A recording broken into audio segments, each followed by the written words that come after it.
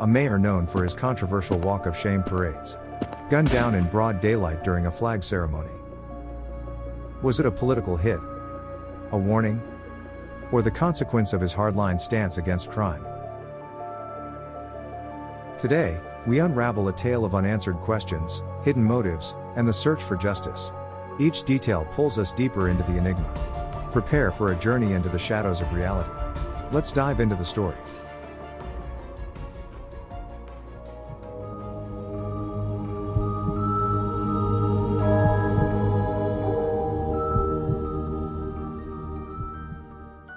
A broad daylight assassination of a controversial mayor known for his tough stance against crime. This is the story of Mayor Antonio Halili of Tanauan City, Batangas, a man who lived by the iron fist and died under a sniper's bullet. July 2, 2018. It was a seemingly ordinary Monday morning in Tanauan City. The Philippine flag fluttered in the breeze as city officials and employees gathered at the City Hall grounds for the weekly flag-raising ceremony.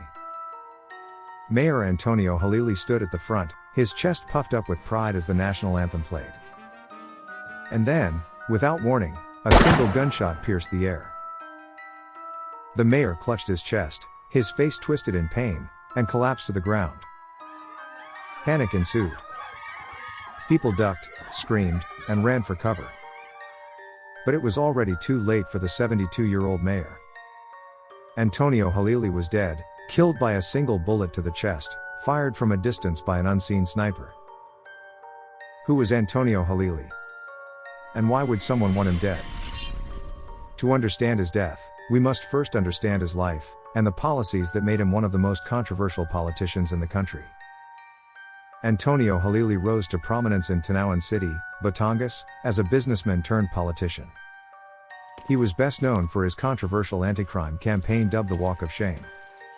In this practice, drug suspects and petty criminals were paraded through the streets with placards around their necks that read "Ako'y drug pusher, huwag tularan, I am a drug pusher, do not imitate me." While some lauded his unyielding stand against crime, human rights advocates condemned the practice as humiliating and inhumane. Halili defended his methods, arguing that public shame was a deterrent in the face of a worsening drug problem. But his tough stance also earned him powerful enemies. The mayor publicly supported then-President Rodrigo Duterte's war on drugs but was later linked to illegal drug activities himself.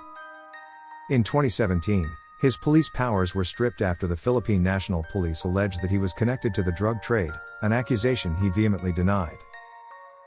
Mayor Halili claimed that he was being framed and warned that his life was in danger. "I might be the next to die," he once said in an interview. A chilling premonition that came true just months later. The investigation into his assassination was swift but complicated.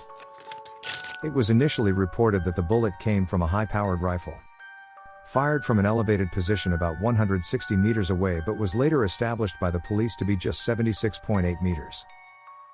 Eyewitnesses reported seeing a man fleeing the scene, but the sniper vanished without a trace. Theories began to circulate. Police initially suggested that drug syndicates might have orchestrated the killing in retaliation for Halili's anti-crime efforts. Others speculated that political rivalry was the motive. Mayor Halili had made many enemies in his fight against drugs, crime, and corruption.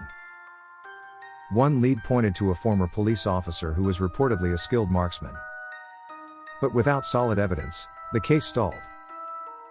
The assassin's identity, and the mastermind behind the crime, remains unknown to this day.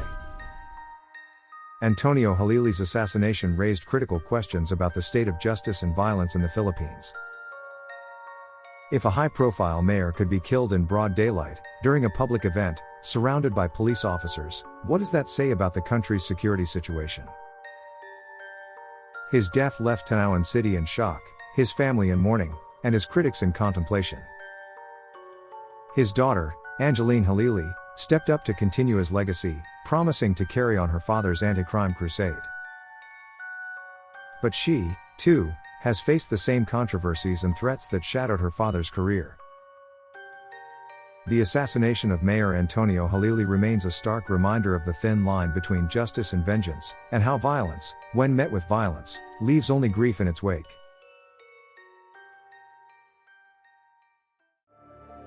Thank you for joining us on this journey through unsolved mysteries, true crime, and tragic real-life events.